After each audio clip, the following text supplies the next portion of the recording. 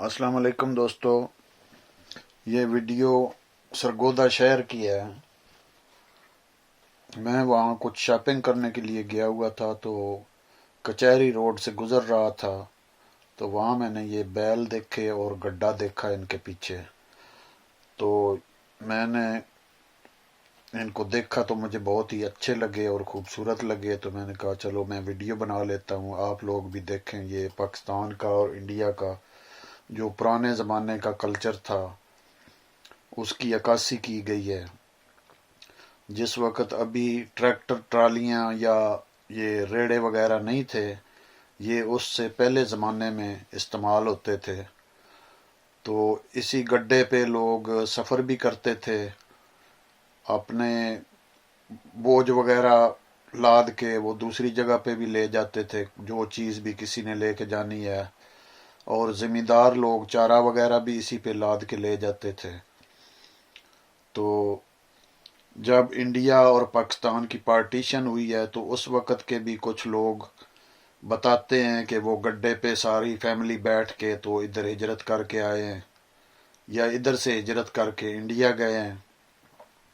तो ये उस ज़माने की चीज़ है, तो मैंने देखी तो मुझे बहुत ही अच्छा लगा कि चलो ये पाकिस्तान का ख़ास तौर पे हमारा पंजाब का कल्चर था, तो ये चीज़ें पंजाब में इस्तेमाल होती थी। तो ये बैलों की जोड़ी है, इनके ऊपर ये पंजाली इसको कहते हैं। ये गर्दन पे दोनों की लगी हुई है, तो दरमियान में एक बम्बू सा होता है लकड़ी का, वो पीछे गड्ढे के साथ जुड़ा होता है। तो इसके ज़रिए वो गड्ढे को खींचते हैं। तो बहुत ही खूबसूरत उन्होंने बैलों की जोड़ी बनाई हुई है। एक सफ़ेद रंग का है, एक थोड़ा ग्रे कलर का है। सींग भी बड़े बड़े बनाए हुए हैं, आँखों का कलर भी सही दिया हुआ है, सारे कान बने हुए हैं। बैल जो है जहाँ जहाँ मसल बाहर निकलते हैं वो भी दिखाए हुए हैं।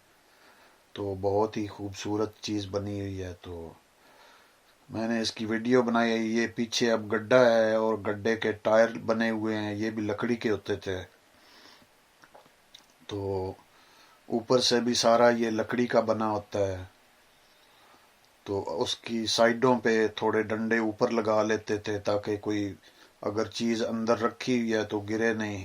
ये दरमियान में जो इनको चलाने वाला होता था उसके लिए बैठने के लिए जगह होती थी। यहाँ बैठ के तो वो उसकी रस्सियाँ पकड़ लेता था दोनों बैलों की और चलाता था।